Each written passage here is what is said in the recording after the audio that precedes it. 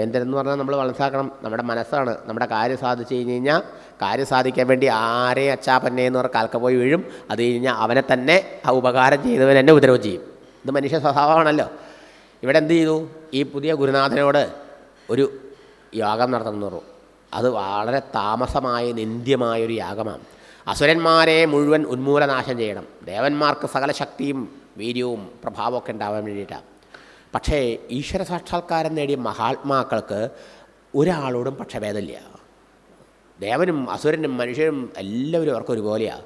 അങ്ങനെയുള്ള മഹാത്മാവായിരുന്നു വിശ്വരൂപം എന്നുള്ളതുകൊണ്ട് അദ്ദേഹം യാഗം നടത്തിയത് ഈ ലോകത്തിൻ്റെ മുഴുവൻ മംഗളത്തിനായ ദേവനും അസുരനും മനുഷ്യരും എല്ലാവരും നന്നായിരിക്കട്ടെ, എല്ലാവർക്കും സുഖാവട്ടെ എന്ന് പറഞ്ഞിട്ടാണ് അദ്ദേഹം ആഹൂതി കൊടുക്കണതേ. ഇത് ദേവേന്ദ്രൻ കണ്ടുപിടിച്ചു. എത്രയായാലും അസുര സ്ത്രീയുടെ മകനാണല്ലോ, അസുരപക്ഷപാതിയാണ് ഇയാൾ. അതുകൊണ്ടാണ് അസുരന്മാർക്ക് നല്ലത് വരാൻ വേണ്ടി ഇയാൾ അസുരന്മാർക്ക് ഹവിസ് കൊടുക്കണമെന്ന് വിചാരിച്ചുകൊണ്ട് വാളെടുത്ത് വിശ്വരൂപൻ്റെ തലയങ്ങട് വെട്ടി. നോക്കണം, നേരത്തെ ഒരു ഗുരുവിനെ നിന്ദിച്ച് അവമാനിച്ചയച്ചു.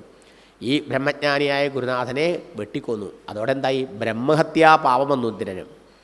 ആ ബ്രഹ്മഹത്യാ പാപത്തിൻ്റെ ഫലം അദ്ദേഹം ഒരുപാട് പിന്നെ കഷ്ടപ്പെട്ടു, വളരെ വിഷമിച്ചു. ഒരു കൊല്ലം മുഴുവനും ഭ്രാന്തനെപ്പോലെ ഓടിയിറക്കേണ്ടി വന്നു എന്നാണ്. ഭ്രാന്ത് പിടിച്ചവരെ മാതിരി. അങ്ങനെയാണല്ലോ ഈ മനസ്താപം. നമ്മൾ ചെയ്ത പാപത്തിൻ്റെ ചിന്ത നമ്മുടെ അലട്ടിയ പിന്നെ നമുക്ക് ഉറങ്ങാൻ പറ്റുമോ? ഉറങ്ങാൻ പറ്റില്ല. അതിങ്ങനെ അലട്ടിയ മനുഷ്യനിങ്ങനെ ഭ്രാന്തനെ മാതിരി വെറി പിടിച്ച് കിടക്കും അല്ലേ? അങ്ങനെ അദ്ദേഹം പലയിടത്തും ഓടി നടന്നു എന്നാണ്. അതൊക്കെ കഴിഞ്ഞു മടങ്ങി വന്നു. ഒരു കൊല്ലം കഴിഞ്ഞു. അപ്പോഴേക്കും കുറഞ്ഞ മനസ്സിന് സമാധാനമായി.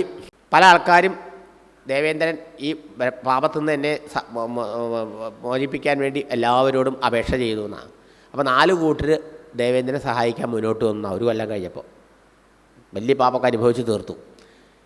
ഭൂമി, ജലം, വൃക്ഷങ്ങൾ, സ്ത്രീകൾ, ഇങ്ങനെ 4 കൂട്ടരത്ര കാഭാഗം വീതം ബ്രഹ്മഹത്യ മേടിച്ചത്.